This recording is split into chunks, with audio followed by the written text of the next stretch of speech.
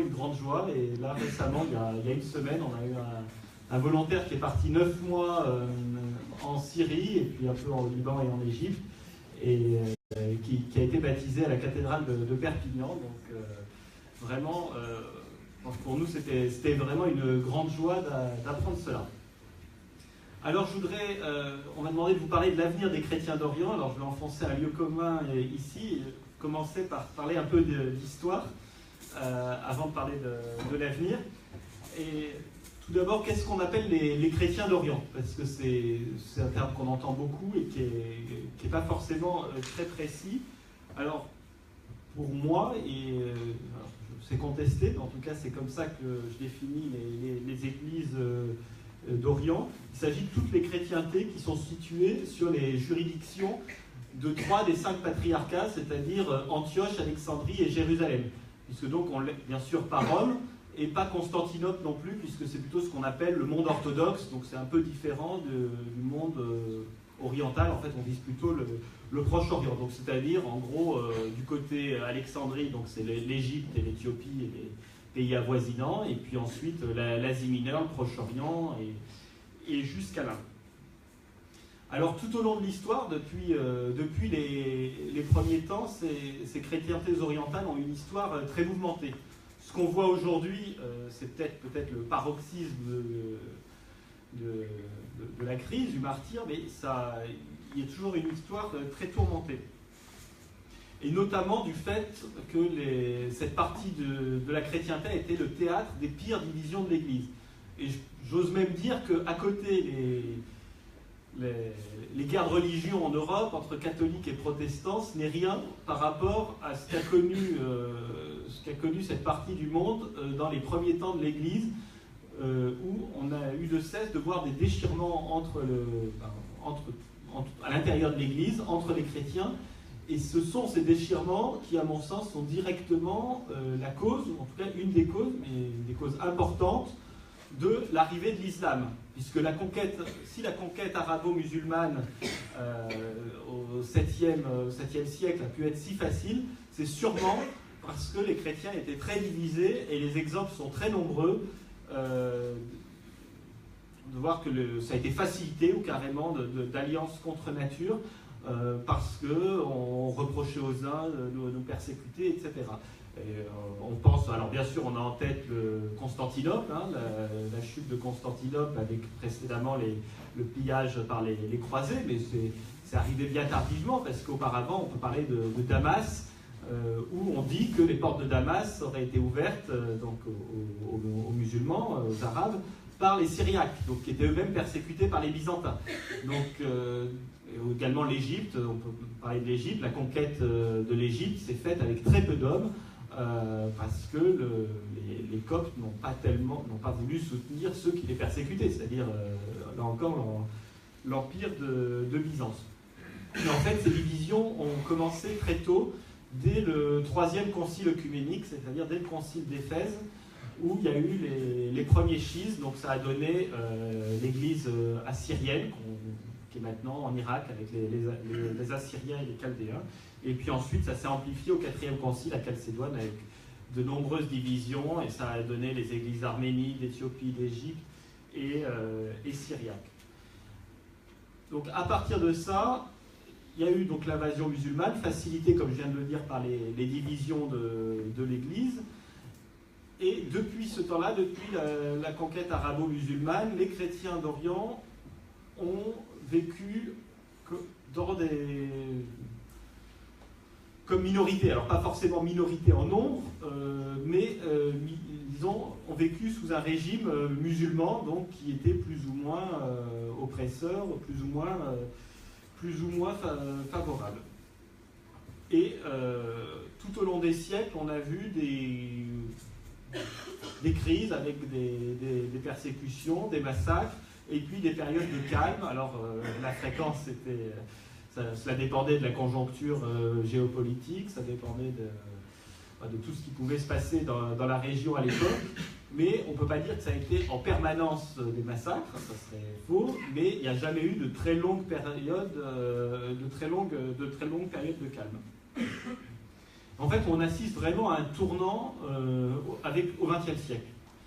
Et ce tournant, c'est d'abord la Première Guerre mondiale avec le génocide commis par l'Empire ottoman déclinant, hein, commis par les jeunes Turcs, c'est-à-dire c'était encore formellement l'Empire ottoman, mais c'était déjà la Turquie d'après, la Turquie d'Atatürk, hein, la Turquie moderne, laïque et influencée par l'Occident et notamment la France.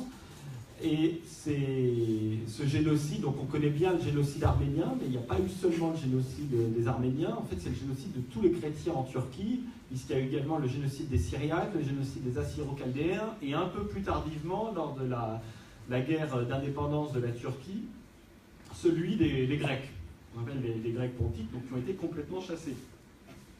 Et là, comme le disait Hubert Desminières, je rentre de Turquie.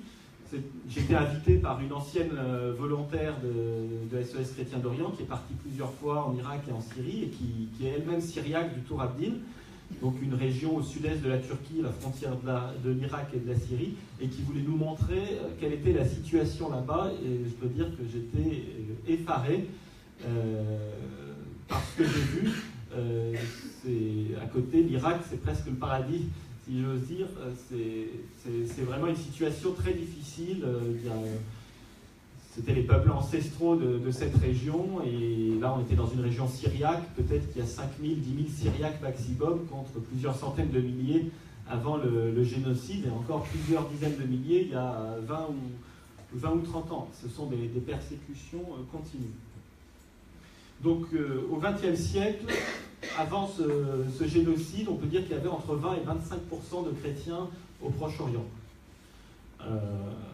Il y a eu ce génocide, ensuite il y a eu un deuxième tournant en 1946 avec la création de l'État d'Israël qui a provoqué une nouvelle éruption de violence dans la région. Et puis ensuite, troisième grosse crise, l'invasion de l'Irak par les États-Unis, l'invasion malheureuse de l'Irak par les États-Unis en 2003, qui a provoqué un nouvel exode. Et puis la dernière crise en date, l'occupation d'une partie des territoires syriens et irakiens, et même libanais un petit peu, par l'organisation État islamique, et qui a, bien sûr, comme vous le savez, provoqué un nouvel exode. Ce qui fait qu'aujourd'hui, on est en moyenne aux alentours de 1% de chrétiens dans cette région. Donc je le rappelle, il y a à peu près un siècle, on était autour de 20 à 25%. Donc vous le voyez bien, une hémorragie qui est due formellement à plusieurs choses. Bien sûr, les massacres, notamment au début du XXe siècle, et puis ensuite l'émigration, et puis la natalité également, qui souvent, pas toujours, mais souvent est bien moindre chez les chrétiens que chez les musulmans. Alors aujourd'hui, où on en est, on est à un seuil très critique, puisque quand vous représentez environ 1% de la population, votre poids politique, il n'est pas très important. C'est un euphémisme. Et votre poids dans la société, il est très faible, et en fait, vous êtes un peu une variable d'ajustement qu'on peut utiliser pour, notamment vis-à-vis de l'Occident, pour soit faire pression dans un sens ou dans un autre, mais ce n'est hélas plus un pourcentage suffisant dans la plupart des pays, hein, je parle bien sûr de manière générale, pour peser sur la vie des États. Alors bien sûr, tout ça doit être nuancé, puisque en fonction des pays, la situation n'est pas la même. Donc là, j'ai évoqué le cas de la Turquie, qui est quasi, en tout cas à vue d'homme, qui est un peu désespéré, hein, parce que vraiment, là, j'ai passé 5 jours, et quand j'ai souvenir d'un évêque qui presque nous engueulait, hein, quand on est arrivé, qu'est-ce que vous venez faire? De toute façon, ça sert à rien. J'ai vu des dizaines de personnes et ça change rien. Et on est en train de nationaliser son monastère. Le cadastre, ça fait 12 ans que le gouvernement turc refait le cadastre. Et donc, c'est la bonne occasion pour spolier les terres des chrétiens, pour spolier les terres des monastères, de l'église, etc. Et on est arrivé à la Turquie, il y a à peu près 80 millions d'habitants, je dis ça de mémoire, et vous avez dedans peut-être entre 5 000 et 10 000 Syriaques, les Arméniens, je ne sais pas, le patriarche Aram parlait lui-même d'entre 500 et 1000 Arméniens en Turquie. Peut-être que c'est plus, j'en sais rien. C'est un chiffre que j'ai entendu. Et quant aux Assyro-Chaldéens, c'est sûrement extrêmement faible également. En tout cas, dans la région où j'étais, toutes les églises assyro-chaldéennes étaient au moins desservies par des prêtres syriaques, parce qu'il n'y avait plus de Chaldéens, ou une famille par-ci, une famille par-là. Donc, on a un nombre de quelques milliers, bien sûr sans compter les Occidentaux, mais ça c'est les expatriés, mais ça c'est autre chose.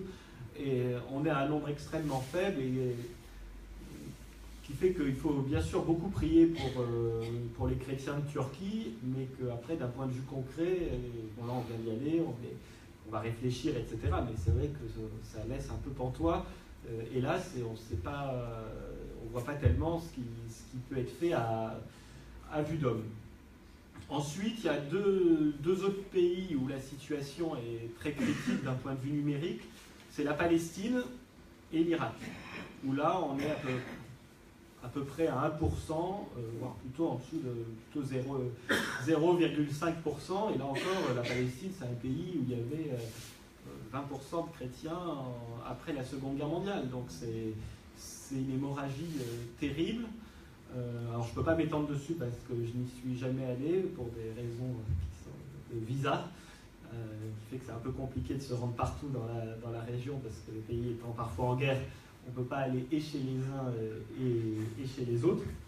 Et donc je n'y suis pas allé, donc je ne vais pas trop en parler. Mais par contre, l'Irak, c'est à peu près la même situation, où on a une population chrétienne qui serait au mieux aujourd'hui de 200 000 personnes. Les plus pessimistes ou les plus réalistes, je ne sais pas, là-bas parlent de 100 000. C'était peut-être 1,5 million en 2003. Donc vous voyez la différence. Donc entre 100 et 200 000 chrétiens en Irak, la plupart concentrés au nord de l'Irak. C'était la fameuse plaine de Ninive qui a été envahie par Daesh. Ils se sont réfugiés au Kurdistan d'Irak. Je ne sais pas si vous en avez entendu parler depuis hier. Il y a un référendum qui s'est tenu hier pour l'indépendance du Kurdistan. On ne sait absolument pas qu'est-ce qui va se passer maintenant, puisqu'on a une escalade verbale entre, bien sûr, Erbil, donc la capitale du Kurdistan, et Bagdad, la capitale de l'Irak, mais également tous les pays de la région qui s'en mêlent. Donc un seul pays qui soutient l'indépendance, c'est Israël, et tous les autres voisins qui menacent, qui grognent, qui montent les muscles, qui ferment les frontières, qui menacent de fermer l'espace aérien. Donc on ne sait absolument pas de quoi l'avenir sera fait. Alors actuellement, sur ces 100 à 200 000 chrétiens, la plupart sont ou étaient réfugiés au Kurdistan d'Irak. Une petite partie a commencé à revenir dans la plaine de Ninive, donc en fonction de l'avancée des travaux, on en parlera un peu plus tout à l'heure. Et puis, il y en a encore quelques dizaines de, peut-être 20 000, entre 10 et 30 000, c'est toujours difficile à estimer, à Bagdad. Après, le reste de l'Irak, c'est terminé. J'étais à Bassora il y a 1 an et demi, il y avait 240 familles chrétiennes à Bassora. Aujourd'hui, combien sont-elles? Moins de la moitié, sûrement. Le Bassora, c'est le port pétrolier tout au sud de l'Irak. C'est une zone 100% chiite. On ne peut pas dire qu'il y ait de l'insécurité. Hein. La situation est calme, il n'y a pas d'attentat. On ne peut pas dire non plus que les chrétiens soient persécutés. Hein. C'est plutôt des ennuis quotidiens, de la possibilité de trouver du travail, voilà, des petites choses comme ça qui font que le dernier commerce qu'ils avaient, c'était le commerce d'alcool. Ça a été fermé parce que c'était pas correct au vu de l'état d'esprit du coin. En fait, les gens qui sont là-bas, ils attendent la plupart du temps, ils attendent quoi? De partir, puisqu'ils n'ont absolument rien à faire. Et moi, je me suis retrouvé devant plus d'une centaine de personnes dans l'église. On échangeait, j'étais avec l'évêque, et quand on nous demande quel est notre avenir ici, je dois avouer que j'ai séché, parce que je ne me voyais pas mentir et raconter de belles choses, parce que la réalité de ce que j'avais vu, c'est que c'était difficile d'envisager un avenir, là encore, à vue d'homme. Après, on ne sait pas ce qui peut se passer. Et en fait, dans tout le reste de l'Irak, les villages, les chrétiens ont complètement disparu.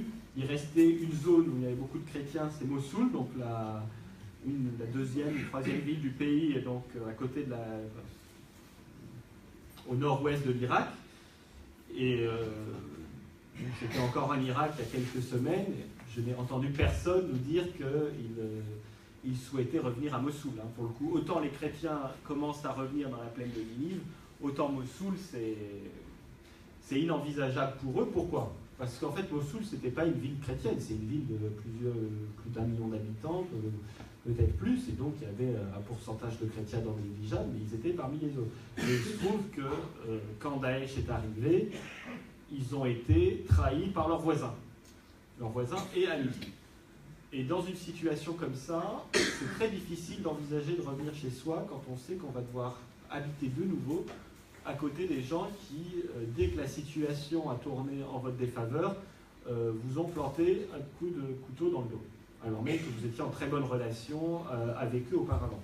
Alors, dans la plaine de Ninive, c'est différent, puisque c'est des villages majoritairement ou totalement chrétiens. Donc là, évidemment, quand Daesh est parti, on peut envisager revenir et reconstruire. À Mossoul, c'est beaucoup plus difficile. Et hélas, je ne suis pas très optimiste, j'espère me tromper, mais je ne suis pas très optimiste sur le retour des chrétiens à Mossoul. Et d'ailleurs, beaucoup sont partis vers l'Europe, l'Amérique, l'Australie, puisqu'ils avaient peu d'espoir de rentrer chez eux. La question n'est pas seulement la liquidation de Daesh. Ensuite, je voudrais aborder des pays où la situation est un peu meilleure. Alors ça peut paraître surprenant vu l'actualité. Alors tout d'abord l'Égypte, où c'est un des seuls pays, si ce n'est le seul pays de la région, où la tendance démographique est exactement l'inverse de celle des autres. C'est-à-dire que les chrétiens ont tendance à augmenter et en nombre et en proportion dans la population égyptienne. Il y a Colette qui était en Égypte cet été qui est là. Je ne vais pas lui demander de se lever, mais n'hésitez pas à échanger avec elle à la fin. D'ailleurs, il y a plusieurs volontaires qui sont là ce soir.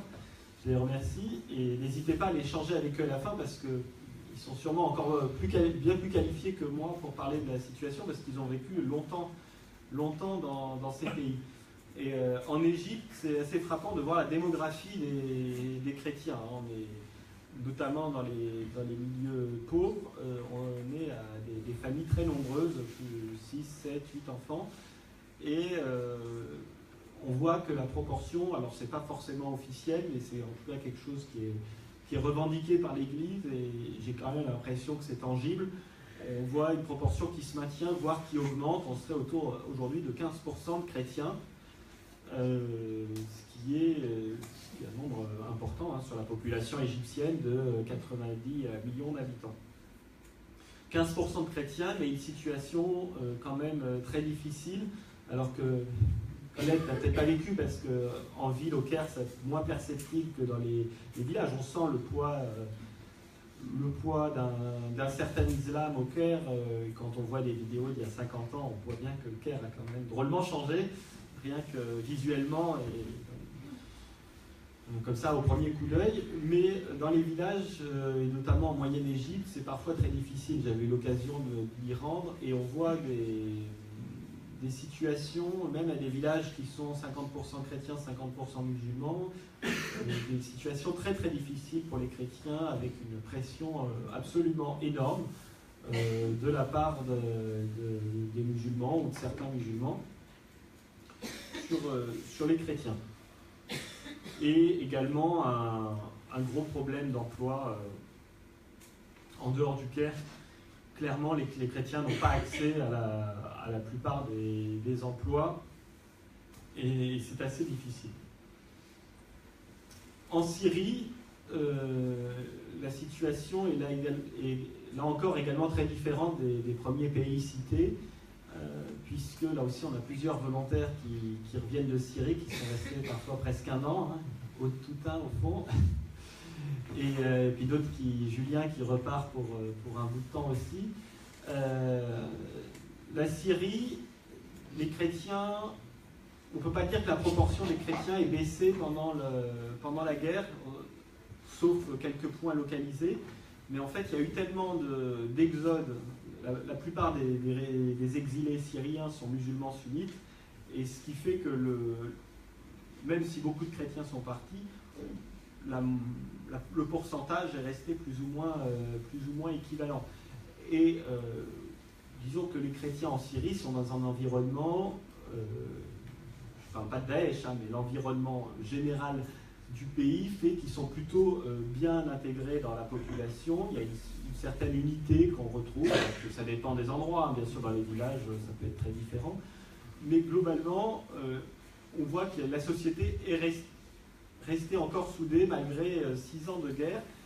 Et bien sûr la situation est très difficile, la situation sécuritaire, la situation économique, mais les chrétiens partagent plus ou moins les mêmes difficultés que l'ensemble de la population. Donc là aussi, je parle avec des pincettes, ça dépend des endroits. Il y a des endroits qui étaient proches du front avec Daesh, dans le désert ou dans le nord-est, où là, effectivement, il y a eu Daesh est arrivé et a volontairement ciblé les villages chrétiens, les a vidés, les a détruits, et notamment dans la vallée du Rabour, dans le nord-est, près de la Turquie, il y a une vallée entière où tout le monde est parti. Et clairement, sûrement, ils ne reviendront pas, parce qu'ils sont partis très loin.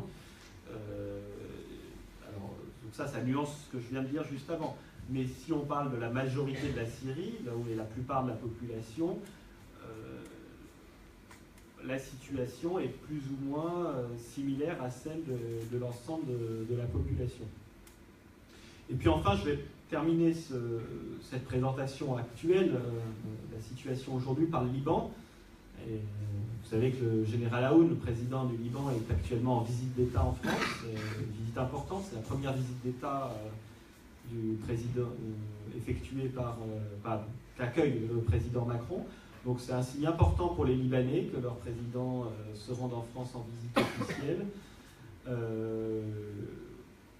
On doit dire que le Liban, après une période très difficile, depuis la fin de la guerre civile, depuis 1990-91, on commence à voir un changement. Alors un changement avec beaucoup de difficultés, la situation est très incertaine, mais on voit que le pays se remet en route petit à petit, et bien sûr les chrétiens sont bien moins nombreux qu'ils l'étaient il y a 30 ans. Bien sûr, ils ont perdu beaucoup d'influence, ils ont perdu beaucoup de postes, mais ils sont encore nombreux, peut-être 35-40%.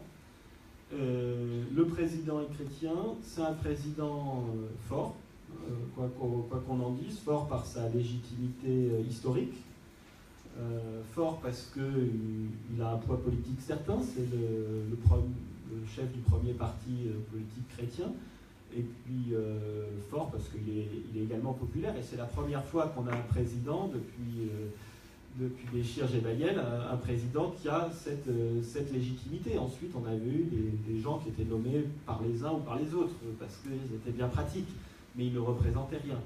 Là, on a un président qui représente quelque chose, qui ne fait pas l'unanimité, bien sûr, mais qui est fort de cette légitimité, essaye de faire les choses, et il ne se contente pas d'essayer, il réussit.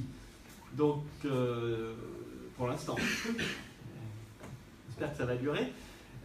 Mais il a réussi beaucoup, en fait, en 9 mois de mandat, il y a eu beaucoup de choses qui ont été faites au Liban, et notamment, on a entendu, vous avez peut-être suivi cet été, ils ont libéré le territoire des groupes djihadistes qui occupaient le Liban. Donc d'abord, Al-Qaïda, ça a été fait par le Hezbollah, et ensuite l'armée libanaise a chassé toute seule Daesh du Liban, et ça c'était une grande victoire pour l'armée libanaise qui est intervenue elle-même.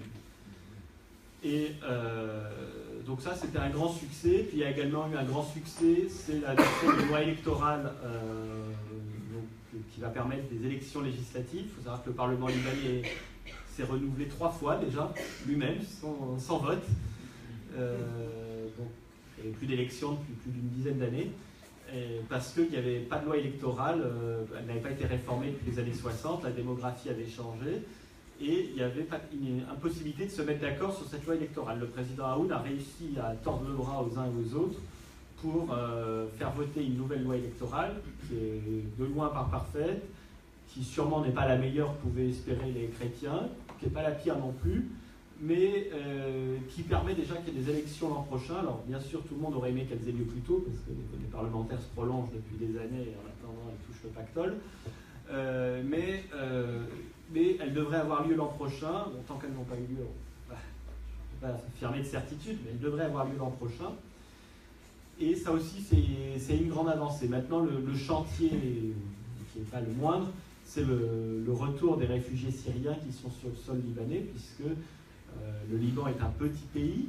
Vous avez 4 millions et demi d'habitants, de Libanais, et vous avez pratiquement 2 millions de Syriens. Et ce n'est pas une situation qui est tout à fait enviable pour le Liban, ni pour les Syriens d'ailleurs. Et donc la question, c'est maintenant de comment faire pour que ces Syriens quittent le Liban. Et l'idée, c'est quand même qu'ils puissent retourner en Syrie. Donc là, c'est le prochain chantier du président général Aoun. Dieu seul sait comment ça pourra se résoudre, parce que c'est cornélien comme problème. Mais on sait que les autorités libanaises travaillent à ça. La vie politique libanaise ne fonctionne que par compromis. Donc vous avez une scène politique très éclatée, mais en même temps, aucune décision n'est prise sans l'accord de tout le monde. Donc ils discutent, depuis juillet, vraiment les discussions battent leur plein sur cette question des réfugiés, et on espère que dans les mois ou années, les mois à venir, on va être optimiste, il y ait une solution qui soit trouvée, et qui soit trouvée notamment avec les voisins syriens, puisqu'il est évident, en tout cas c'est ma conviction, que cette question des réfugiés syriens au Liban ne pourra se résoudre qu'avec les Syriens eux-mêmes, qu'avec les autorités syriennes eux-mêmes. Alors avant de vous présenter un peu ce qu'avec SOS Chrétiens d'Orient on fait sur le terrain, je voudrais évoquer quelques idées qui viennent sur l'avenir, puisque c'était la question. Il y a un certain nombre de problématiques que j'ai un peu évoquées, mais sur lesquelles je voudrais insister, qui vont faire que les chrétiens resteront présents sur la terre de leurs ancêtres, sur la terre où est né le christianisme, et également sur ces chrétiens qui font en fait la richesse de cette terre.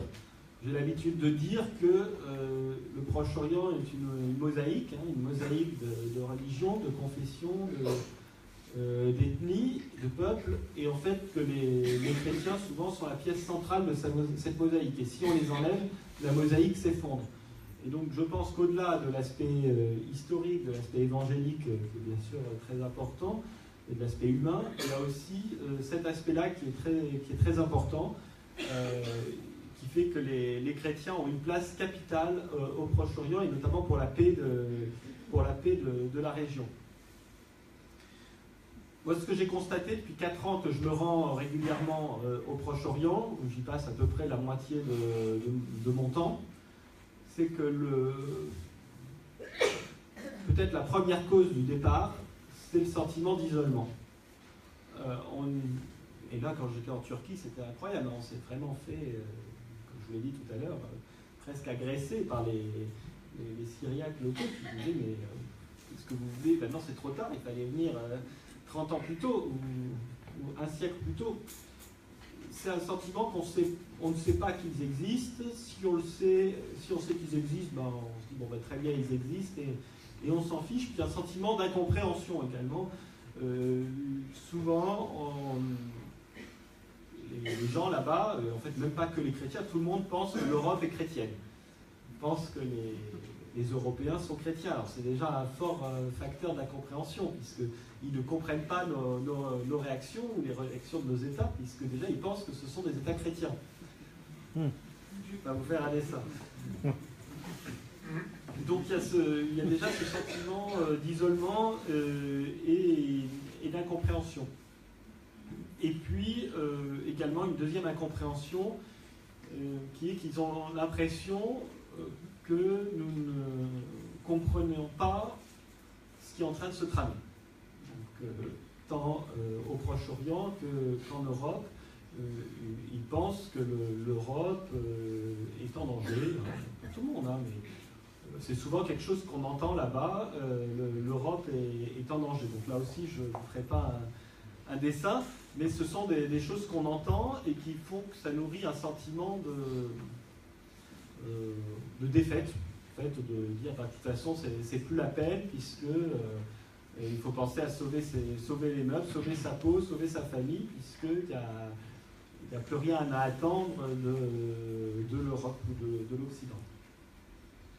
Ensuite, je relève un deuxième problème, et qui là encore, quoi qu'il a, en tout cas, n'est pas irrémédiable, qui peut s'améliorer. Et bon, peut-être on le voit là, c'est en train de s'améliorer, c'est le problème sécuritaire, qui, bien sûr, on ne peut pas vivre, on ne peut pas envisager une vie pour sa famille, alors qu'on risque de se faire assassiner, ou qu'on risque de se prendre un obus sur la tête, une voiture piégée qui explose.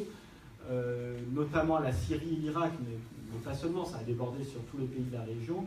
Comme vous le savez, sont en proie à des crises sécuritaires très graves, l'Irak depuis 2003, la Syrie depuis 2011. Et ça ne facilite pas la vie des populations, et encore moins celle des minorités. Quand vous êtes une minorité, vous vous sentez isolé au milieu de gens qui sont pas hostiles du tout, qui sont vos amis, qui sont vos voisins, mais quand l'État s'effondre, quand tout s'effondre, on se met à se méfier de tout le monde. Et encore plus, donc quand on est une minorité, on se met à se méfier de ceux qui sont la majorité et qui potentiellement pourraient vous oppresser. Ça ne veut pas dire que c'est le cas tout le temps. Là encore, j'essaye de peser mes mots et de ne pas donner une vision caricaturale. Alors pourquoi je dis que ça s'améliore? Puisqu'on voit que Daesh est sur le recul, que ce soit en Irak ou en Syrie. Bon, sans être devin, je pense qu'en 2018, Daesh, sous sa forme actuelle, sera liquidé sur le territoire syrien et sur le territoire irakien. Je ne dis pas que ça va résoudre le problème, puisque sûrement, peut-être, d'autres groupes terroristes vont éclore, même accabites. En tout cas, sous cette forme-là, ils sont sur le déclin, et d'importantes zones du territoire ont pu être sécurisées, et en tout cas, nous, on le constate sur le terrain, on peut travailler dans plus de zones maintenant qu'il y a 4 ans. C'est pas...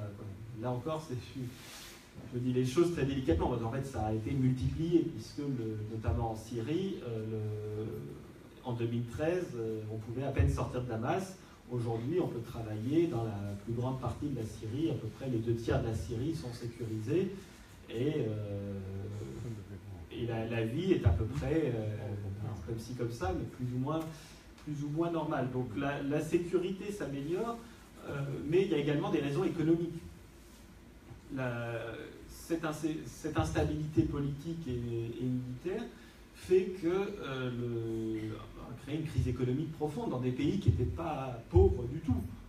L'Irak, c'est un pays qui regorge de pétrole, c'est un pays qui, avant les guerres, tout le monde avait son salaire, je crois que les journées de travail étaient plutôt courtes, et les salaires étaient plutôt pas mal en fait. Et on le voit encore, on voit les traces de ça aujourd'hui encore, mais aujourd'hui l'État est défaillant. L'État central de Bagdad, l'État régional d'Erbil, le gouvernement régional du Kurdistan, ce sont deux États qui budgétairement sont défaillants. Et là aussi, tout le monde est touché, mais ceux qui sont le plus sensibles à ça, encore, ce sont les minorités, du fait de leur statut précaire. Troisième point sur lequel je voudrais insister sur l'avenir, une question cruciale, c'est la question de la citoyenneté. Pour commencer, je vous ai dit que la vie des chrétiens d'Orient depuis la conquête arabo-musulmane avait été une succession de périodes de calme et de crise, mais il y a une chose qui a été constante dans quasiment tous les pays, sauf le Liban, pour cause de le Liban actuel, c'est que les chrétiens, même dans les États les plus laïques, n'ont pas tout à fait le même statut que les autres. Il y a toujours un petit quelque chose, au mieux, il y a toujours un petit quelque chose qui fait que légalement, ils n'ont pas les mêmes, pas totalement les mêmes droits. Et y compris en Syrie, par exemple, l'article 3 de la Constitution en Syrie dit que la source principale de la loi, c'est la loi islamique. Ça pose question, en tout cas ça suscite des questions chez ceux qui ne sont pas musulmans. Ce n'est pas forcément quelque chose d'intangible. Je sais que c'est une réflexion qui est en cours en Syrie de changer la constitution à la fin de la guerre, et il y avait eu une tentative de supprimer cet article en 2012, c'était pas passé. Il faut espérer que ça passe, et c'est quelque chose sur lequel les évêques, et je pense notamment au patriarche Sako des Chaldéens, donc plutôt en Irak, lui, qui est patriarche à Bagdad, sur lequel il insiste beaucoup. Comment envisager un avenir si on n'a pas les mêmes droits que tout le monde et si on n'a pas le même statut, alors même qu'on est le peuple originaire de la région, le peuple autochtone. Et c'est ça, c'est maintenant une vraie question que se posent les gens, beaucoup plus, en tout cas d'après ce que j'entends, mais beaucoup plus que la question de la démocratie. La question électorale est assez secondaire dans les revendications des gens. Par contre, la question des droits civils, c'est fondamental. Et vraiment, on sent beaucoup plus d'attente là-dessus que du point de vue des élections. Alors, puisqu'on parle des élections, je vais dire un mot sur le référendum qui a eu lieu au Kurdistan. On ne sait pas du tout ce que ça va donner. Ce qui est sûr, c'est qu'il y aura une forte participation. Dans quelles conditions, le seul le sait. Il y aura une forte victoire du oui pour l'indépendance. Là encore, dans quelles conditions, je ne sais pas, mais c'est sûr que c'est une idée qui est bien partagée par les Kurdes. Ensuite, la manière dont ça s'est fait, c'est un peu étonnant. On a des témoignages des gens, des amis qui ont voté plusieurs fois. C'est normal. Les morts, mon père est mort, je vais voter pour lui, c'est normal aussi. Pourquoi pas le grand-père aussi. Voilà, bon, c'est des choses comme ça, mais qui paraissent complètement normales là-bas. En fait, c'est pas très crédible. Et pourtant, l'Irak connaît des élections depuis 2003, ça a été sous surveillance internationale, mais j'ai jamais entendu personne me dire qu'il avait beaucoup d'espoir, qu'il mettait beaucoup d'espoir dans des élections, que ce soit sous forme d'élections parlementaires ou plébiscite. Donc voilà. Ensuite, il y a une autre problématique, qui est interne à l'islam, que vous connaissez également, c'est la transformation de l'islam que les gens côtoient. C'est-à-dire que, là encore, on le voit sur les représentations, physiquement, c'est-à-dire qu'on voit une progression de l'islam du Golfe, de l'islam wahhabite, salafiste, les différentes tendances, les différentes confréries, qui n'étaient pas forcément connues, en tout cas dans la période récente, dans ces régions. Et c'est là aussi quelque chose, ça donne l'impression d'être quelque chose de profond, d'être quelque chose d'inarrêtable, et qui, là aussi, fait peser une angoisse, parce qu'on s'entend très bien avec ses voisins musulmans, on vit ensemble depuis des siècles, mais on a l'impression que d'un coup, dans les mosquées, on ne dit plus tout à fait la même chose que ce qui se disait il y a 50 ans. Et en tout cas, à la télévision, quand tout le monde est branché sur les meilleures télévisions, c'est-à-dire celle du Golfe, c'est pas tout à fait, le propos n'est pas du tout le même. Et là encore, je suis très délicat dans les termes que je prononce. Alors ça, c'est une grande question, et là aussi, bien malin qui pourrait prévoir l'avenir, mais c'est sûr que c'est quelque chose qui semble être un mouvement profond, sur tout le XXe siècle. Enfin, il y a la question démographique, donc au niveau la démographie familiale, puisque est-ce que la taille des familles, c'est sûr que dans des régions où les chrétiens et peut-être même les minorités dans leur ensemble font 2 à 3 fois moins d'enfants que la majorité, ça provoque une grande inquiétude quant à l'avenir. Alors là, je vous ai dit, il y a l'exception de l'Égypte, où on voit une situation inversée d'un point de vue démographique. Dans tous les pays, les chrétiens sont amenés, bien sûr, à faire des choix politiques. La stratégie qui était celle des chrétiens et qui avait été mise sur papier par un patriarche assyrien, donc ça c'est en Irak, après le génocide dans les années 30, et c'était assez partagé, je crois, par tout le monde, c'est de ne pas se mêler.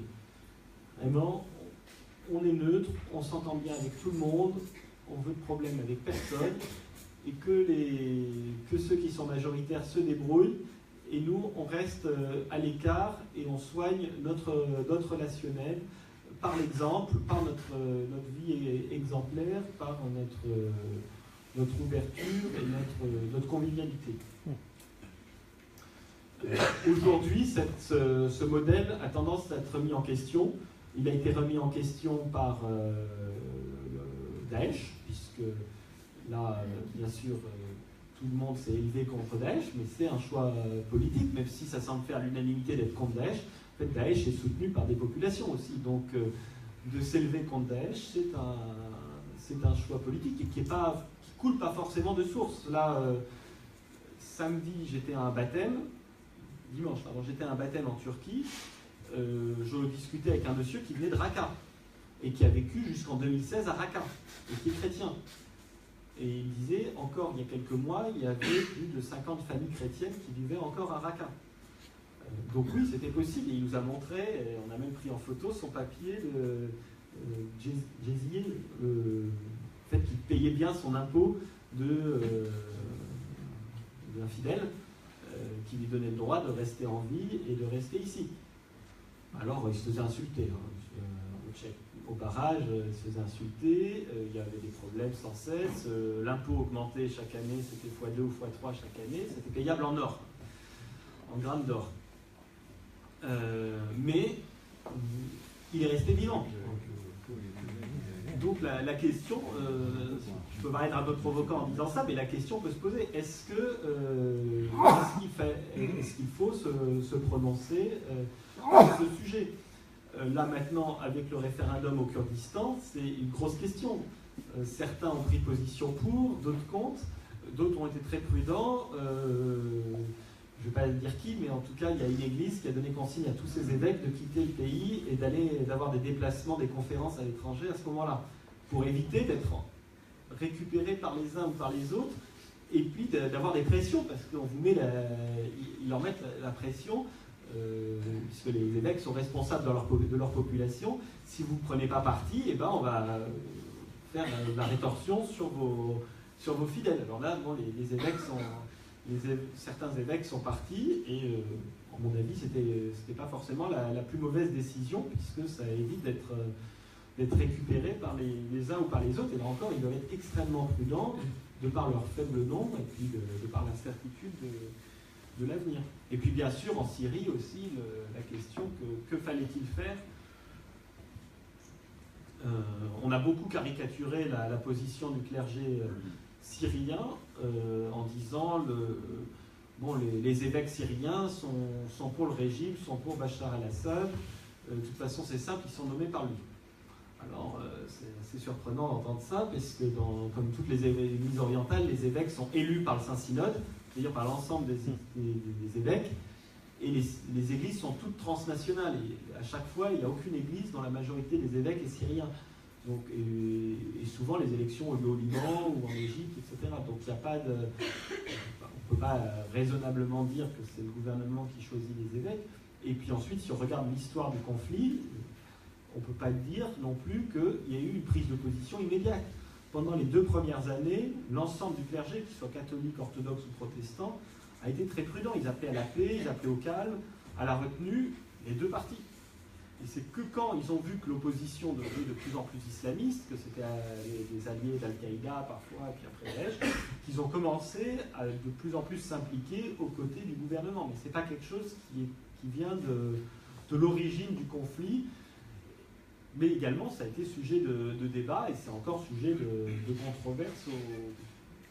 controverse aujourd'hui. Et puis enfin, avant de détailler un peu ce que nous faisons sur le terrain, quelles réponses on essaye d'apporter, je voudrais dire un mot sur quelque chose qui me tient particulièrement à cœur, c'est l'unité des chrétiens. Parce que comme je l'ai dit pour commencer, c'est toujours la division des chrétiens qui a permis...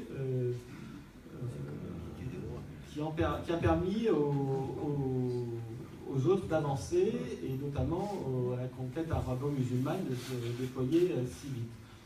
Et aujourd'hui, encore plus du fait du rétrécissement du nombre, ce besoin d'unité se fait sentir, et c'est vrai que c'est quelque chose qui peut paraître incompréhensible de voir une telle division. Alors c'est aussi une richesse, cette diversité, richesse des rites, richesse des histoires, Mais c'est également un grand problème.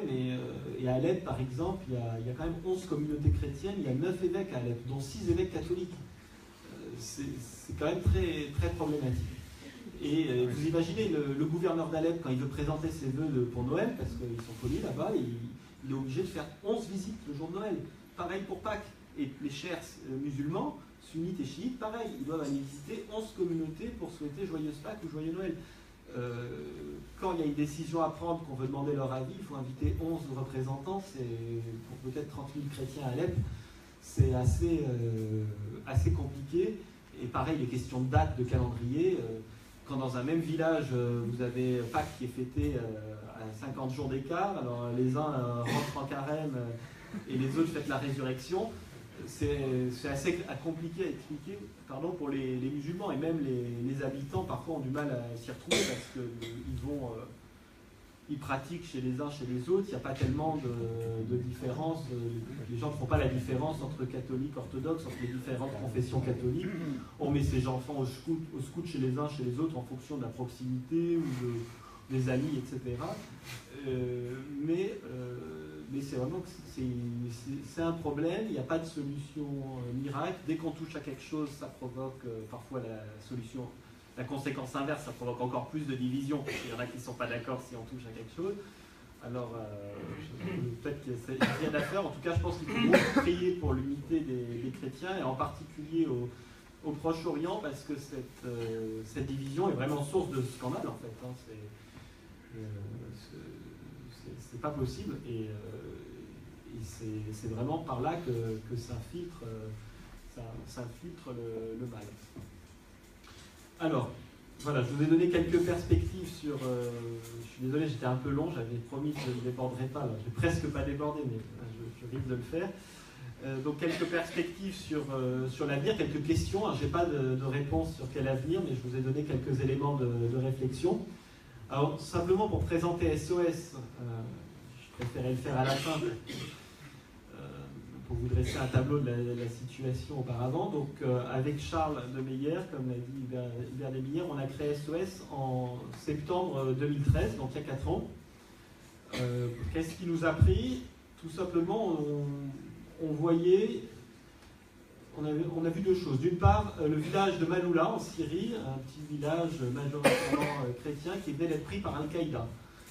C'était la première fois que les médias français daignaient s'intéresser au conflit syrien après 3 ans de conflit. Et du coup, nous aussi, on s'y intéressait. Alors, on suivait un peu ça de loin déjà. Et là, on s'est dit, mais quand même, c'est incroyable.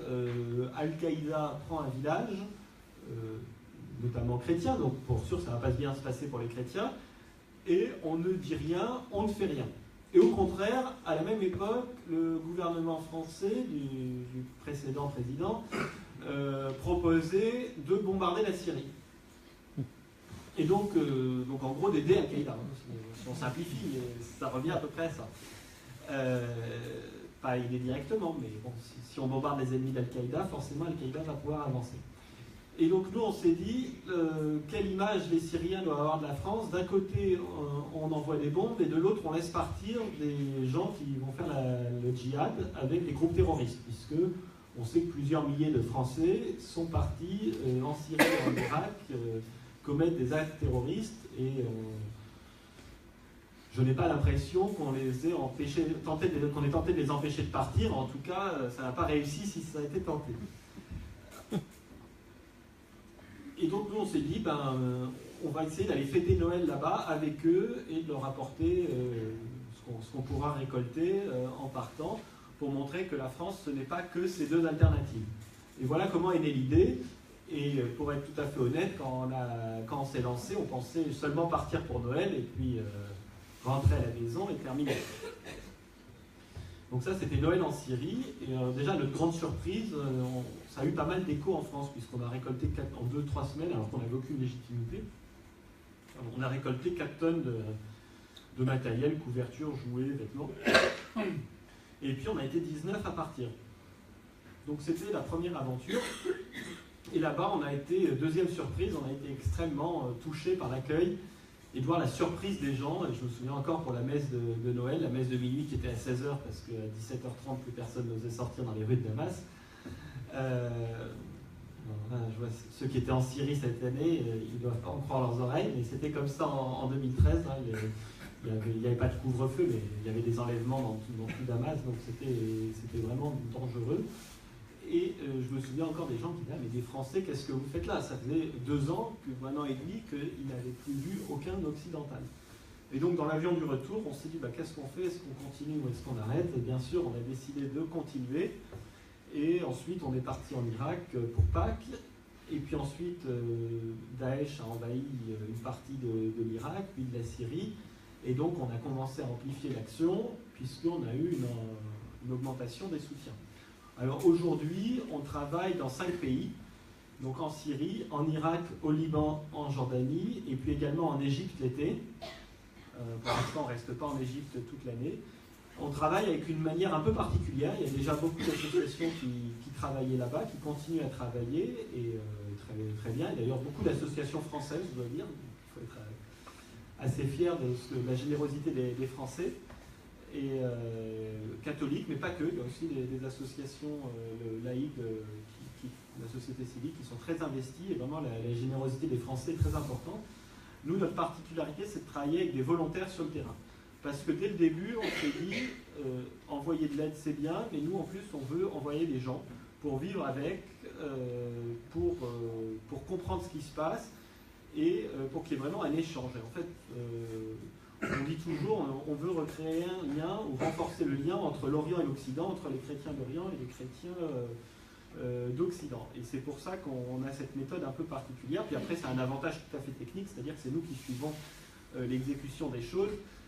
Et ça permet de faire pas mal d'économies dans l'utilisation de l'argent, puisque en fait, alors ça fait des coûts de fonctionnement qu'on n'aurait pas si on restait à Paris, mais ça fait, les économies sont 5-6 fois plus importantes que le coût, puisque l'argent va là où on veut qu'il aille, puisque c'est nous-mêmes qui achetons. Si on veut acheter une presse à olives, c'est nous qui achetons la presse à olives, et donc on ne paye pas 4 fois le prix de la presse à olives, pour être tout à fait concret. Et ça, quels que soient les interlocuteurs, puisque les problèmes peuvent se rencontrer avec n'importe quel interlocuteur, il n'y a pas de... Ça, c'est vrai, c'est vraiment pas une question de religion ou de place dans la société. Donc aujourd'hui, on travaille dans ces 4 pays. Qu'est-ce qu'on y fait? On a d'abord commencé par de l'aide d'urgence, c'était la première action.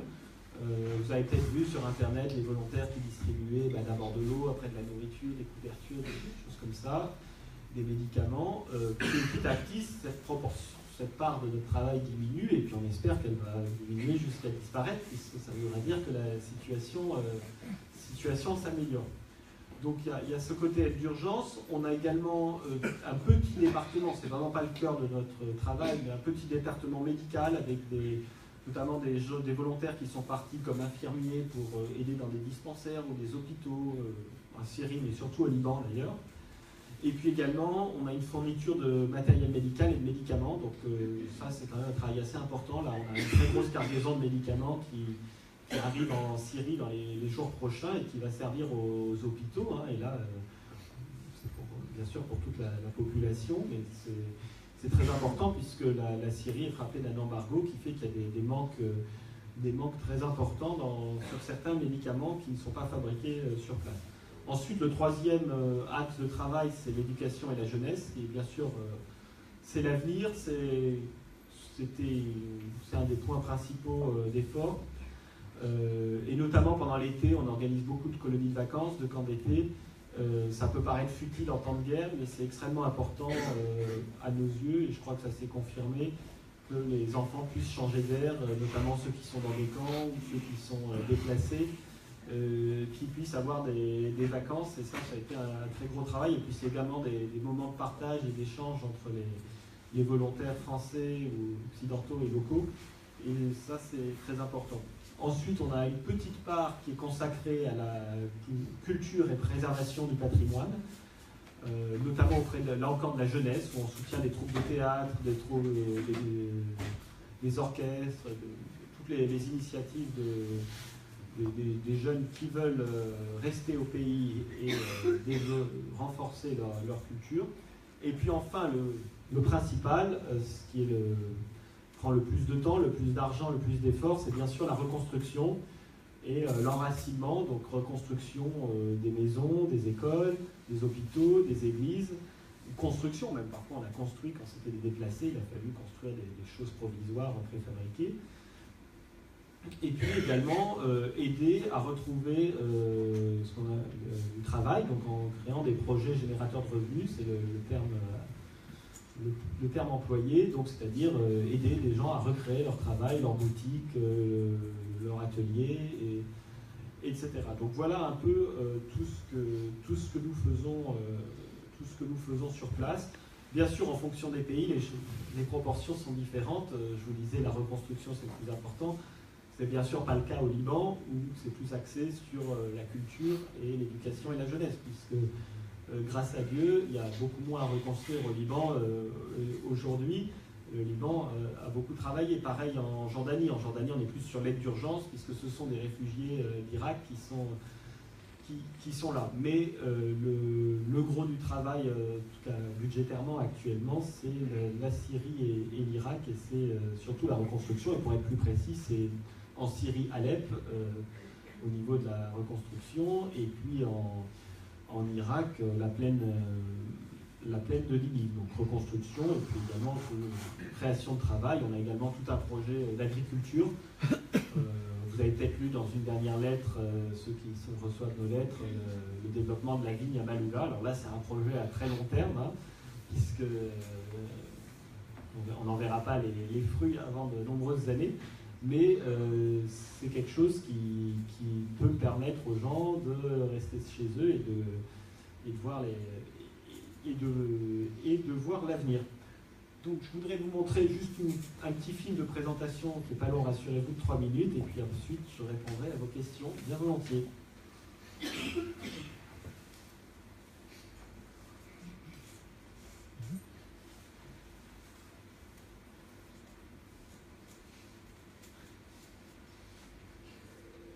6 ans de guerre et de djihadisme ont laissé des champs de ruines au Proche-Orient. L'exil des chrétiens semblait inéluctable.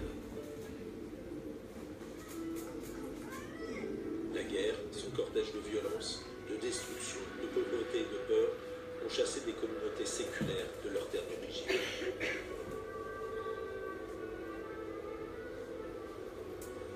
Dans ces pays déstabilisés, Liban, Jordanie, Égypte, voire dévastés, Syrie, Irak, des jeunes se sont levés à l'aube de Noël 2013.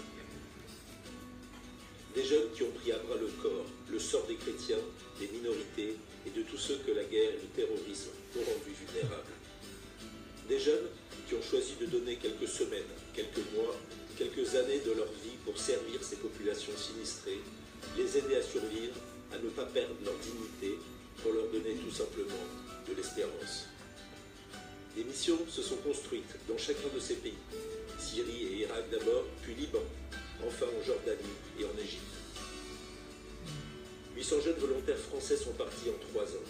Des actions ont été menées dans plus de 60 villes et villages du Proche-Orient. 6 écoles, 16 bâtiments religieux, 9 établissements hospitaliers ont été fondés ou reconstruits. 25 tonnes de matériel humanitaire et 30 tonnes de matériel médical distribués. 50 000 personnes aidées ponctuellement, 10 000 familles régulièrement soutenues.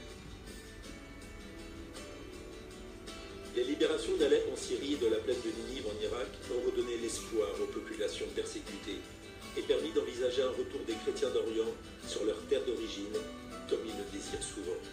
C'est maintenant que SOS Chrétiens d'Orient a besoin de vous, pour reconstruire les maisons, les hôpitaux, les écoles, les églises, soutenir la scolarisation des enfants, recréer du lien entre des populations meurtries par la guerre et les persécutions, lancer de nouvelles entreprises et de nouveaux chantiers, pour aider les chrétiens d'Orient à rester sur une terre où ils vivent depuis les origines du christianisme. Nous avons besoin de vous, maintenant.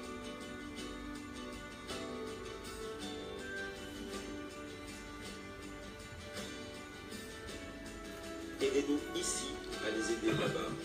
Envoyez vos dons à SOS Chrétiens d'Orient 16 avenue Truden, Paris 9e. Ou faites un don en ligne sur soschrétiendorient.fr.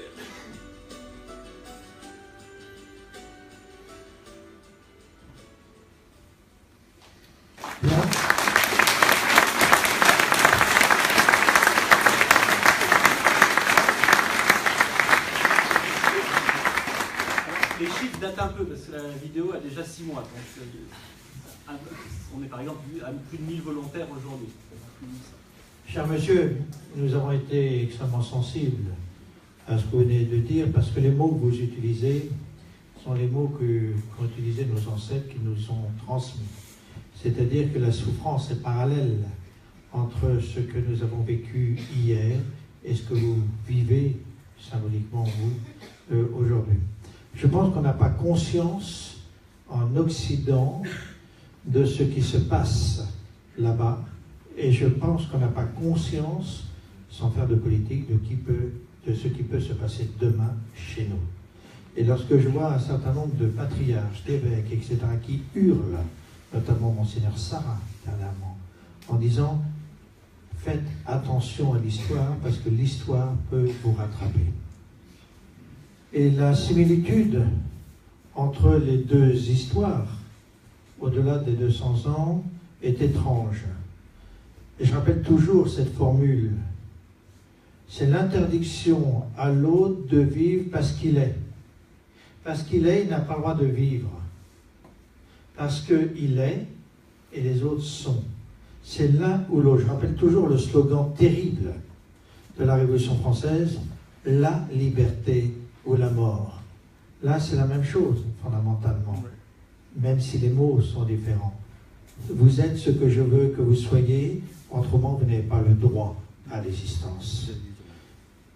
Samedi dernier, on a remis le prix de Chateaubriand à des gens qui se battent pour la liberté. On aurait pu vous le remettre, monsieur, parce que vous battez pour la liberté. Et vous êtes, pour nous, double leçon, c'est-à-dire que vous informez, c'est ce que vous faites aujourd'hui, et en même temps vous formez, c'est ce que j'appelle la complétude des choses, c'est-à-dire que vous êtes deux en un. Et ça, c'est vraiment extraordinaire, et pour ça, nous tenons à vous saluer, et pour ça, eh bien, on va se lever pour les chrétiens d'Orient et vous applaudir.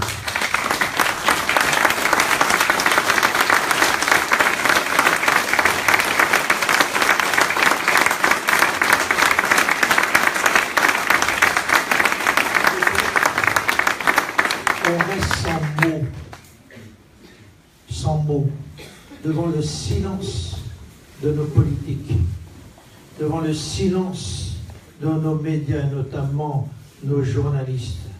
Nous restons sans mots devant le silence de l'éducation nationale, etc. C'est un drame majeur, c'est un drame pour moi irréversible, et je vous salue pour votre courage. Si vous avez quelques questions à poser, 2 ou 3 simplement, mais de fond, hein, comme d'habitude, on les pose avant de laisser la parole à Hubert. Vous avez des problèmes linguistiques? Écoutez, c'est les problèmes linguistiques, oui, mais en fait, ça se passe. Il y a des pays où la francophonie est encore présente, bien qu'en déclin. Le Liban, bien sûr. La Syrie, un peu moins, mais quand même, il y a des traces de francophonie importantes. Dans les autres pays, on utilise l'anglais, mais il faut souvent des traducteurs. Oui, en Irak, en Jordanie, en Égypte, on travaille avec des traducteurs, souvent des jeunes gens locaux qui nous aident. Mais en fait, la langue n'est pas une barrière, et quand on a toujours d'autres moyens de s'exprimer, et on a eu des jeunes sur des chantiers qui étaient avec des Syriens, des Irakiens, ils n'avaient pas de traducteur, et en fait ils arrivaient très bien à se comprendre, et ils sont devenus amis, etc. Vous avez évoqué le fait que la présence des chrétiens, c'est faire la mosaïque. Oui, excuse-moi. Vous avez évoqué le fait que la présence des chrétiens, c'est le cœur de la mosaïque. Les chrétiens n'étant plus là, la mosaïque s'effondre. Est-ce que vous pourrez nous donner 1 ou 2 exemples très concrets, peut-être en Irak ou je ne sais pas, dans un pays où vraiment les chrétiens sont partis de façon très très forte et où on a une déstabilisation, au-delà des conflits bien sûr, mais dans les populations. Est-ce que vous pouvez nous le traduire un peu concrètement?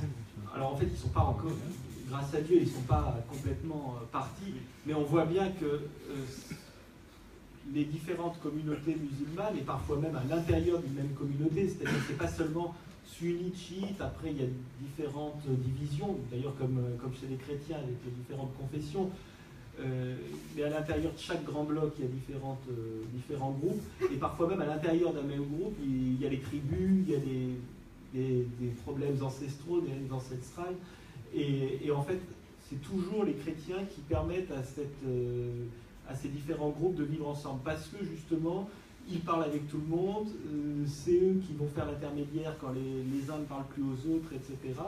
Et on recevait un prêtre, un prélat de Homs il y a quelques jours au bureau, et on déjeunait avec lui, et justement il nous disait ça à Homs, donc qui est la 3e ville de Syrie, qui a été particulièrement meurtrie par la guerre. Le centre-ville a été presque entièrement détruit par 2 ans de combats acharnés. Et il nous disait que vraiment, même maintenant, où ils étaient presque quelques familles seulement, c'était toujours à eux qu'on venait s'adresser pour parler à ceux d'en face. Les sunnites pour parler aux alaouites, les alaouites pour parler aux sunnites. Et il disait, mais si eux-mêmes nous disent, si vous n'étiez plus là, en fait, il n'y a qu'une solution, c'est de se taper dessus.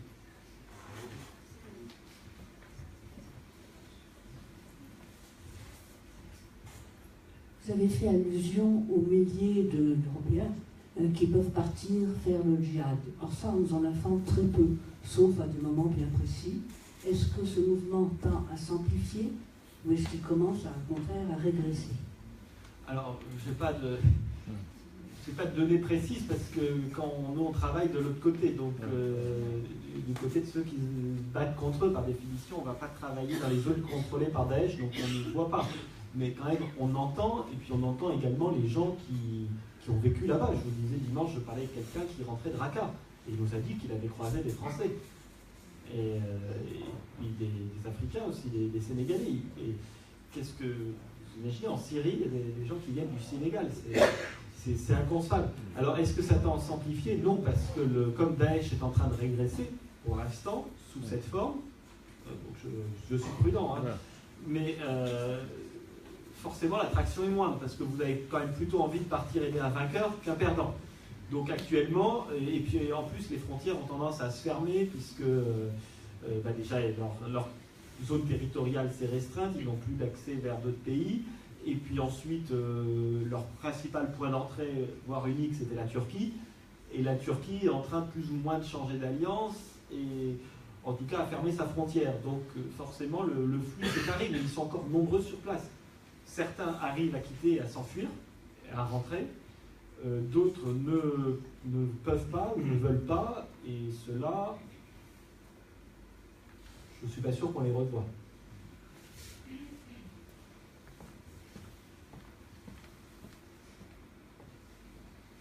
Je sais pas, juste pour là-dessus, je ne sais pas si vous avez entendu qu'il y avait, suite notamment à la prise de Deir ez-Zor, donc il y a une ville dans le désert syrien qui était encerclée, en fait elle était toujours avec l'armée, mais elle était encerclée depuis 4 ans par Daesh. Et en fait, suite à cette libération, le siège a été levé par l'armée arabe syrienne, et ils ont déclaré que depuis le début de la campagne dans le désert contre Daesh, ils avaient 800 corps de Français. Mais ils les congèlent, parce qu'ils veulent les rendre à la France, mais la France ne les réclame pas. Parce que... Non, ils peuvent les garder. Hein.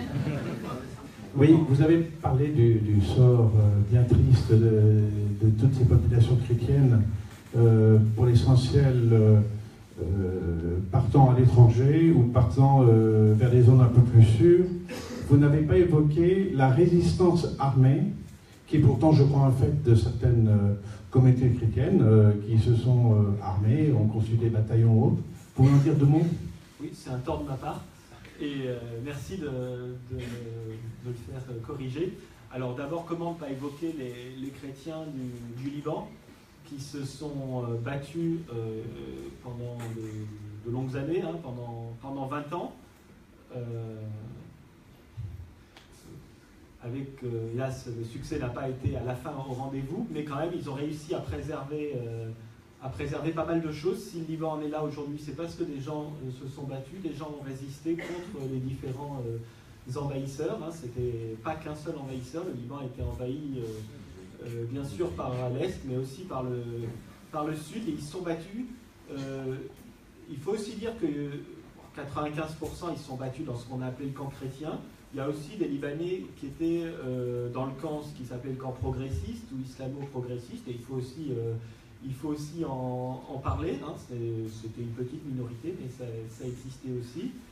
Et puis plus récemment, actuellement, il y en a en Irak, ils ont tenté de faire des milices, notamment le Nineveh Plain Protection Unit, NPU, qui est la principale.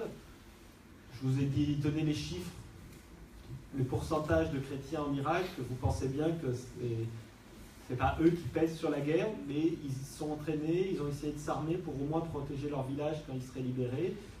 C'est un effort louable et peut-être que ça va peser ensuite sur la suite des événements. Et puis comment ne pas mentionner la Syrie, puisque on en parle assez peu, on dit toujours les chrétiens, ils s'enfuient, ils pensent qu'à partir, etc. C'est pas très juste. Tous les jeunes gens en Syrie veulent échapper au service militaire, pas parce que les gens sont lâches, mais parce que tout le monde a compris que c'était une guerre qui ne leur appartenait pas. Qu'ils aillent se battre ou pas, ça ne changerait absolument rien à l'avenir du conflit. Que le conflit se déciderait entre les puissances, entre la Russie et les États-Unis, entre la Turquie, l'Iran et l'Arabie Saoudite. Donc c'est pour ça la vraie raison pour laquelle les jeunes, quelle que soit leur religion, veulent échapper au service militaire qui est interminable. Interminable, c'est pas au sens propre, hein, c'est-à-dire qu'il n'y a pas de durée fixe. Vous rentrez et vous ne savez pas quand il y en a qui sont là depuis 6 ans, 7 ans au service militaire. Donc oui, bien sûr, tout le monde cherche à échapper au service militaire, mais il faut dire que, à mon avis, la Syrie ne serait pas là où elle en est aujourd'hui, c'est-à-dire en voie de gagner cette guerre, en tout cas de préserver, de vaincre Daesh, de vaincre Al-Qaïda et de mettre en zone sûre les 2/3 du territoire et les 3/4 de la population, si les villages chrétiens n'avaient pas arrêté les offensives. Et ça, on le sait très peu. Sur Damas, en 2012-2013, c'est le village de Sibnaya, qui est un village chrétien, d'ailleurs majoritairement orthodoxe, qui a été vraiment le point de fixation. C'est à 15 km au nord de Damas, et ils se sont bien battus, ils n'ont jamais été pris. Ils disent, je n'étais pas là, et ils disent que la Sainte Vierge est intervenue, notamment lorsqu'il y avait un bombardement sur le monastère où il y a une icône, une Madone de Saint-Luc. Là aussi, c'est la tradition qui dit que c'est une Madone de Saint-Luc, je ne suis pas archéologue, mais dans ce monastère, il y a donc cette icône, et il était bombardé, et ils disent que la Sainte Vierge a arrêté a fait un voile protecteur au-dessus du monastère. En tout cas, ils ont gagné cette bataille. On peut parler également de Saadad dans le désert syrien, c'est entre Palmyre et Homs. C'est la dernière ville avant l'autoroute qui est le poumon de la Syrie. Damas, Homs, Alep et la côte. Si Saadad tombait, Daesh arrivait sur l'autoroute. Ils ont été pris une première fois par Al-Qaïda pendant une semaine. Ils se sont libérés avec l'aide de l'armée, mais les habitants ont combattu. Ensuite, ils ont été assiégés pendant 5 mois par Daesh. Bien sûr, ils n'étaient pas seuls, ils avaient l'armée, mais les habitants sont restés, les habitants se sont défendus. On peut parler également de Hama, dans le nord de la Syrie, au nord de Homs, entre Homs et Alep, le village de Mardé, un village de 20 000 habitants. Là, c'est un village 100% grec orthodoxe. Saadad, ce sont des Syriaques, catholiques et orthodoxes. À Mardé, ça fait 4 ans qu'ils sont sur la ligne de front. Et nous, on s'y rend régulièrement pour faire des donations de médicaments, des donations de nourriture, de vêtements, notamment aux familles de martyrs, notamment à la défense nationale qui défend le village. Et ce sont les gens du village. C'est un riche, Monsieur Simon, qui est le plus riche du village, qui avait des affaires aux États-Unis. Quand ça a commencé, il a choisi de rester et d'user de son argent et de son influence pour aider le village à se défendre. Et depuis, il est là, il a été blessé, je ne sais pas combien de fois, il avait des trous de partout. Sa voiture a explosé devant chez lui parce qu'il y avait un espion qui avait réussi à mettre une bombe. Ben, il est toujours là et il entraîne les gens. Et à Sadat, à Mardé, pratiquement personne n'est parti. Alors que c'est un village dont les conditions sont peut-être parmi les pires en Syrie. Mais quand il y a des gens importants qui donnent l'exemple, et bien, tout le monde suit, et il y a ceux qui combattent, il y a ceux qui sont dans la défense civile, c'est-à-dire la brigade d'urgence, et qui accourt dès qu'il y a un obus qui est tombé, et ça arrive très fréquemment. Et il y a également un autre village dont j'ai oublié le nom, qui est à 10 km au nord de Mardé, et ces deux villages, ce sont eux qui ont bloqué l'offensive du front Al-Nosra, donc Al-Qaïda en Syrie, quand en 2015, ils ont pris toute la province d'Idlib au nord-ouest de la Syrie. Et en fait, si Mardé tombait, il n'y avait plus d'autres points de fixation avant Hama. Hama, qui est la 4e ou 5e ville du pays, qui est un peu douteuse politiquement. C'est là que les frères musulmans s'étaient rebellés au début des années 80. Personne n'imagine que Hama aurait résisté. Vraiment, et puis en plus, l'armée était en recul complet. C'était presque une débandade. Et ce sont ces deux villages qui ont bloqué l'avancée des groupes armés. Et il y en a encore d'autres. Il y en a qui, par contre, ont fait le choix de faire un compromis et de ne pas se battre. Mais voilà, il faut les mentionner. Alors, c'est pas forcément, on ne peut pas dire que ce sont des milices chrétiennes, ce sont dans le cadre des forces institutionnelles. Donc, ça s'appelle la défense nationale, c'est des forces locales, les milices, les supplétifs locaux. Mais ces villages chrétiens n'ont pas démérité, n'ont pas à rougir. Bien sûr, ce ne sont pas les seuls. La communauté qui a le plus donné de ses enfants, c'est les Alaouites. Quand vous prenez sur la côte Alaouite, dans les montagnes le long de la côte, c'est impressionnant. Il y a des villages sans hommes. Absolument aucun homme, quel que soit l'âge. C'est à part des grands vieillards. C'est incroyable. Soit ils sont morts, soit ils sont à l'armée, en train de servir. Mais oui, la communauté alaouite a donné également énormément de ses fils, les Druzes aussi beaucoup, mais les chrétiens n'ont pas à rougir les chrétiens n'ont pas du tout à rougir de leur comportement pendant la guerre.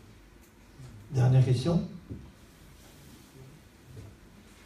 Oui, excusez-moi de revenir après votre réponse, elle est si encourageante. Une question justement à propos de ceux qui partent. Où est-ce qu'ils envisagent de partir? Où est-ce qu'ils se sentent en sécurité dans le monde aujourd'hui, après ce qu'ils ont vécu? Et puis donc le parallèle à cette question, on l'a un petit peu évoqué, mais vous n'avez pas forcément décrit. Comment voient-ils l'avenir de l'Europe? Est-ce qu'ils viennent en Europe ou est-ce qu'ils vont ailleurs? Où est-ce qu'on va quand on part du Moyen-Orient? Alors d'abord, il y a une première étape, c'est dans les pays frontaliers, en attendant de pouvoir partir dans les pays occidentaux. Donc souvent, ils s'entassent en Jordanie et au Liban. Il y a des Irakiens encore en Syrie qui sont bloqués depuis avant la guerre en Syrie, qui avaient fui l'Irak. Il y en a encore quelques-uns. Alors en fait, souvent, tous ces gens, ils attendent de pouvoir aller ailleurs. Ensuite, ça dépend de leur communauté, de leurs attaches familiales, villageoises, religieuses. Ça va être soit l'Europe, soit l'Australie, soit le Canada, soit les États-Unis, et puis tout dépend de là où on veut bien les accueillir. Après, est-ce qu'ils se sentent en sécurité? Ça, je ne sais pas, il faudrait leur demander. Moi, je ne veux pas parler pour eux, et pareil, ce qu'ils pensent de l'avenir de l'Europe. J'ai évoqué à demi-mot tout à l'heure, mais je ne veux pas tellement m'étendre là-dessus, parce que après, c'est un autre sujet, mais bien sûr, ils sont inquiets. Ils sont inquiets et ils savent que le terrorisme et le terrorisme islamiste frappe partout dans le monde, et ils savent qu'on n'est nulle part à 100% à l'abri, mais bien sûr la situation n'est pas comparable entre un pays où on a des voitures qui explosent de temps en temps, ou des chauffeurs comment on dit, déséquilibrés qui foncent sur la foule, et un pays où vous avez des obus qui tombent toute la journée, et surtout où ces obus sont alimentés par les puissances occidentales. Donc on a l'impression qu'on ne peut rien y faire, que ça va durer pendant l'éternité. C'est ça un peu le plus gros désespoir. Ou alors, pas forcément les puissances occidentales, mais certains pays du Golfe qui sont riches, ou les voisins turcs. Donc c'est ça surtout. Après, je ne sais pas s'ils pensent qu'ils seront en sécurité absolue. Ça, je ne sais pas. Est-ce que vous avez observé aussi la souffrance des yézidis là, qui sont réfugiés à Erbil avec les chrétiens? Ils s'entendent bien, il y a des aides qui sont communes. Je sais que nous, Fondation Follereau, on aide beaucoup là, du côté d'Erbil. Est-ce que vous pouvez dire un petit mot sur ces yézidis? Ce sont, je crois, des communautés musulmanes, mais très anciennes, mais pas... Là, je connais un peu moins. J'en profite pour poser la question. Alors en fait, c'est vraiment la religion d'origine des Kurdes. C'est une sorte de... C'est païen, en fait. Ils ne sont pas musulmans, c'est vraiment des païens. C'est le culte ancien de la région. C'est assez proche du zoroastrisme. Donc ils ont un culte autour du feu. Alors théologiquement, je ne peux pas trop vous en dire plus. Moi, j'ai visité leur lieu saint à La Lèche. C'est très émouvant, c'est très intéressant. Je n'avais pas compris grand-chose sur les aspects religieux parce que avec les problèmes de langue, là pour le coup, dès que c'est un peu technique, ça devient plus difficile. Mais oui, en fait, c'est vraiment les parias, plus que tout, parce que en fait, à Mossoul, quand Daesh est arrivé, les chrétiens, ils avaient un choix quand même, soit de se convertir, soit de payer la taxe, soit de partir. Les Yazidis n'ont pas eu ce choix. Ils ont été soit tués pour les hommes et les femmes réduites en esclavage, violées, et des histoires abominables. Et je sais que Raoul Follereau, je connais aussi bien la fondation Elisker de Élise Bogossian qui travaille beaucoup avec eux, notamment avec les femmes. Et quand elle raconte, si vous allez voir sur internet ces vidéos et les témoignages, c'est horrible. C'est vraiment horrible à côté les chrétiens, alors sans vouloir diminuer la souffrance de quitter sa terre, etc. Mais physiquement, c'est encore un autre degré. Alors oui, nous on travaille bien sûr avec eux, on a fait des donations dans les écoles qu'on a ouvertes, il y a des yazidis aussi. Après, la difficulté, même s'ils s'entendent bien, c'est qu'avec la guerre, et surtout après 15 ans de guerre, comme vient de connaître l'Irak, 15 ans de guerre civile, eh bien en fait la société s'est détricotée petit à petit. Et on a tendance à se replier sur le plus petit dénominateur commun. Donc au début, on s'est regroupé par grande communauté, après par la communauté en dessous, après même par confession, après même à l'intérieur de chaque confession par village, voire par tribu. Et ce qui fait que c'est assez difficile. Nous, par exemple, dans l'école, au début, on a eu beaucoup de mal à faire cohabiter des yazidis et des chrétiens. Alors maintenant, ça se passe, mais au début, c'était chacun avait peur de l'autre, parce qu'en fait, il y a vraiment une crise de la confiance. Et même avec des gens qui n'ont rien fait, parce que le fait comment avoir peur des yazidis, mais il y a plein de mythes aussi qui se sont créés. On dit les yazidis, c'est les adorateurs du diable, etc. Donc c'est des choses comme ça. Très bien, on va s'arrêter ici. Alors, merci pour votre témoignage. Je vous signale que l'association Mémoire de Futur vous a donné quelques éléments, dont une ici, Aude Toutain, qui est allée travailler sous... presque 10 mois, je crois. Voilà, presque 10 mois, elle est là-bas. Bravo à toi, Aude. C'est nous qui l'avons formée.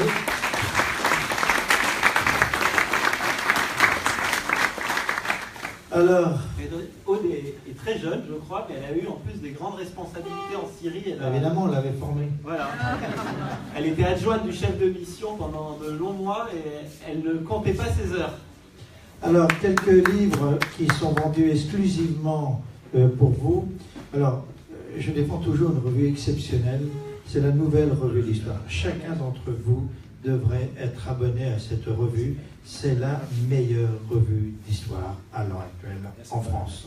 Et j'ai écrit assez souvent sous mon nom ou sous le pseudo. Je ne suis pas actionnaire, mais je peux vous dire qu'ils sont vraiment des gens de talent, d'intelligence, etc. Le deuxième livre qui m'a le plus ému, bien entendu, c'est on dit Monseigneur ? Sa béatitude, Grégoire III. C'est un beau témoignage. Il y a peu d'exemplaires là-bas.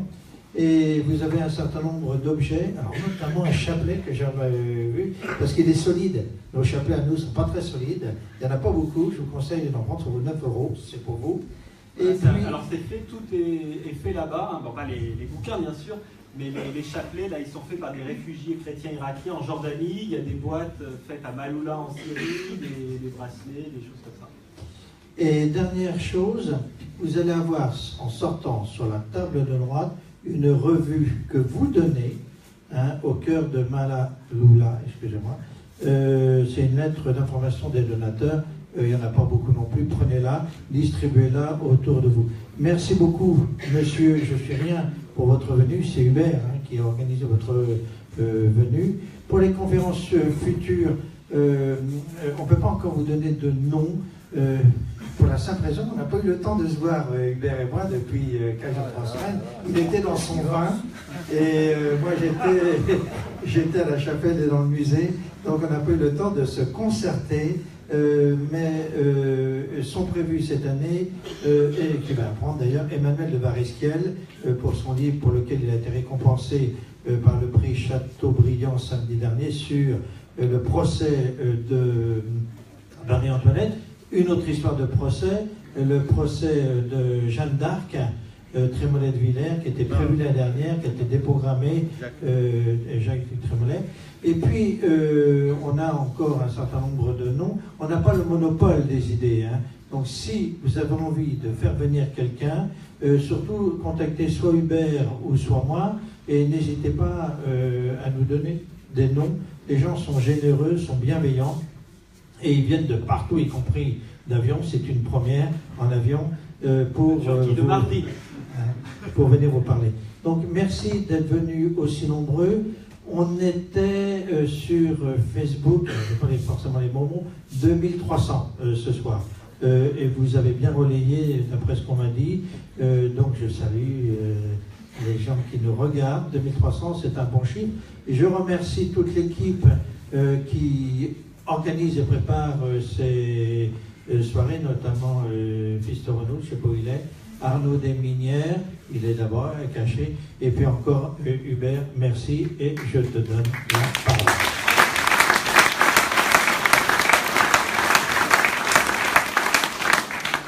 Merci Renan, encore merci Benjamin. Et je voulais remercier aussi Antoine qui a participé aussi à la réussite de cette soirée. Donc la conférence est terminée, vous pourrez sortir, les barrières vont être levées sur le parking. Il y a un petit verre, là, je crois qu'il a fait bien chaud pendant la conférence, donc si vous voulez prendre un verre d'eau,